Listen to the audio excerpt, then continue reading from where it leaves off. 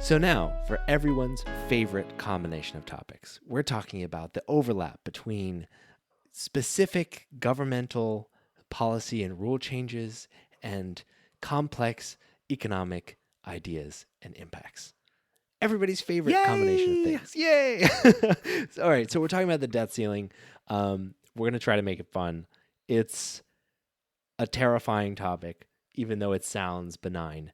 And it also, if you're like us, this feels like deja vu, right? We've all heard the debt ceiling conversations before, and yet it's really important, and it's something that we can't really gloss over because it has real tangible impacts to pretty much every aspect of our lives and every aspect of our government's ability to function. So, first of all, Yep. debt ceiling 101. What the fuck is the debt ceiling? Bullet point 1. Isn't that thing where they like shut down the government? Oh, wow. What a classic blunder, Nathan. Oh my! Have I made a mistake? Yeah, so in fact, it is different. What a shock! And What a shock. and very much not rehearsed. Wow, Nathan, you are just so authentic right now. So let's say what the debt ceiling is, and then we'll describe how it's different from a government shutdown and the budget overall. So the debt ceiling imposes a legal maximum on how much money the U.S. government can borrow in total, which is currently set at $31.4 trillion, right? Let's clarify a couple terms, right? A deficit is the difference between the amount of money that you're planning to spend and the amount of money that you have available to fund that expenditure. So if you think about your personal finance, a deficit is the difference between like your take-home pay and the amount that you spend each month. That's your deficit. We've been running a deficit in the United States for, on and off to a greater or lesser degree, but pretty much forever. Yeah. We had a surplus under Clinton for a little bit. We did. But don't worry, Bush took care of that. Exactly. And there's it comes, one like misnomer is that it always comes from spending. A deficit is the relationship, right, between how much you spend and how much you take in. So tax cuts are one of the most common ways that Republicans drive deficit, drive the deficit. While like spending and programs are one of the most common ways that Democrats might drive the deficit. But it gets the deficit, and deficit spending exists under every administration. And as a result, the total amount of accumulated deficit, which is essentially what our debt total is, grows over time. And so that is like, that deficit is a key contributor in the relationship between the budget and the debt ceiling. The budget is what Nathan was talking about with the government shutdown. Okay, so the budget is how much money Congress has allocated to specific programs in total.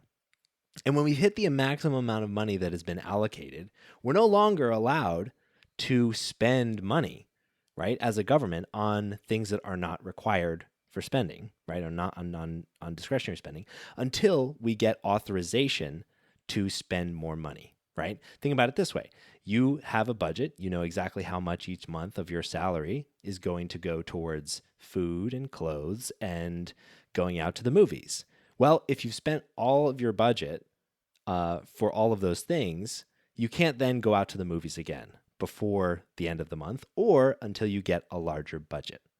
That's what causes government shutdowns, right? Is when you've run out of allocated money in your budget from the government.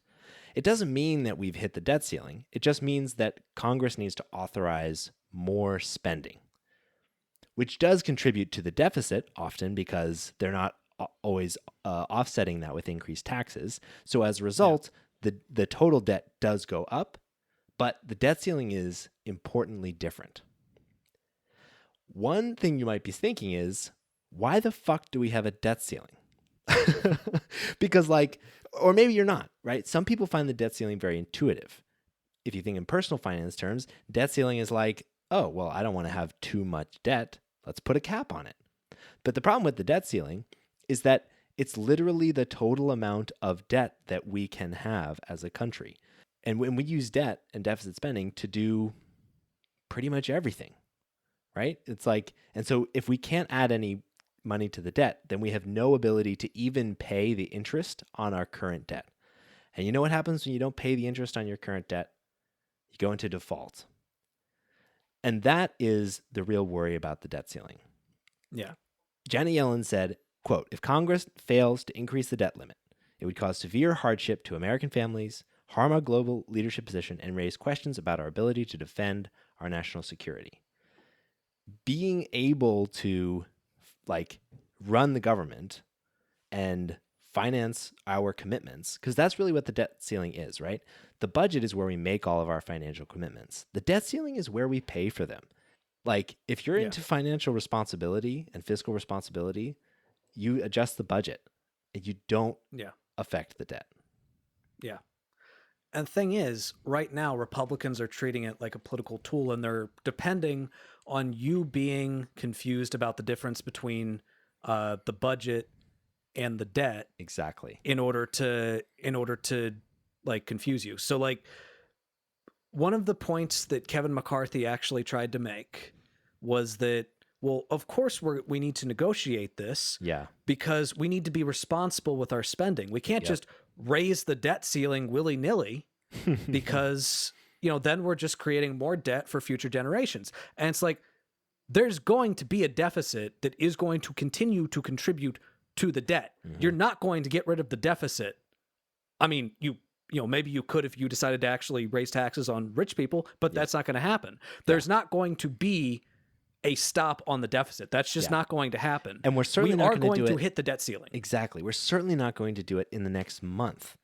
Currently, we've already hit the debt ceiling, and the Treasury Department has been pulling out all the stops to be able to continue to pay our debt, right? We're like hemorrhaging cash because remember, like being able to pay debt is about being able to take cash and pay for your debt payments, right? Yeah.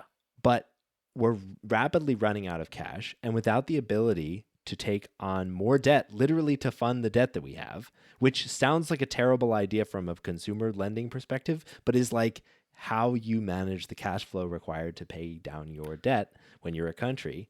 Like without that ability, then we'll default. And to be clear, raising the debt ceiling is just a function of government that has a debt ceiling. We've done it 78 times since 1960. 49 times under Republican presidents, 29 times under Democratic presidents. It's not a matter of politics or political party.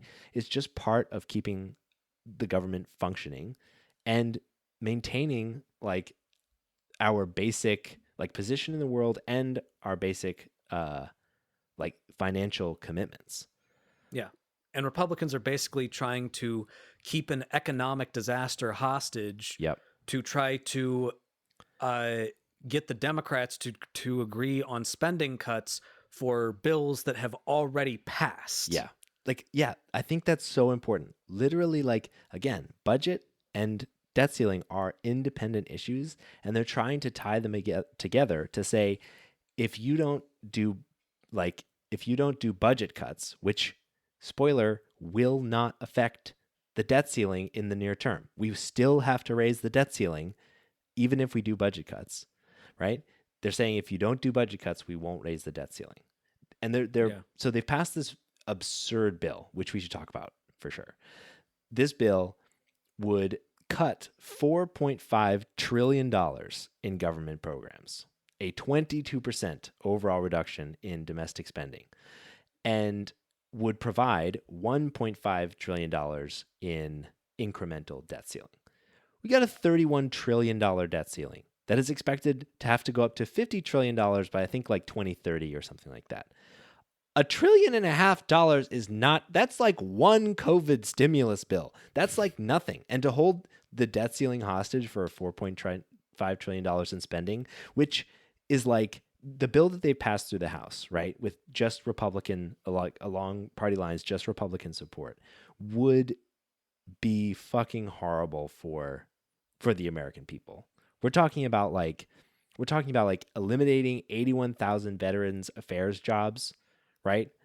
Like which would like reduce the number of veterans visits and like care and the ability for like the VA and our government to care for our veterans.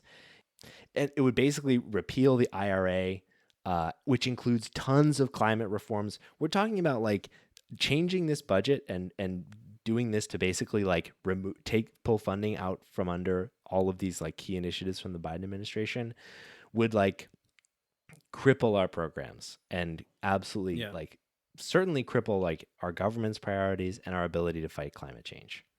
Yeah. Like the Inflation Reduction Act was the most significant climate change legislation that has ever been passed, and it still wasn't enough. Yep. Like it still needed to be bigger. There's still more that it needs to do for the sake of the planet. Mm-hmm. And Republicans are just like, fuck the planet. Yep. Yeah, in favor of like a nod towards like fiscal responsibility, which we could pay for with like taxes. Honestly, like they're talking one of the proposals in their bill is to take away the incremental funding that goes to the IRS, which will literally pay for itself because of incremental IRS enforcement against people that are difficult to audit, i.e., very wealthy people avoiding their taxes. Like Yeah. at the very least, you leave that in place.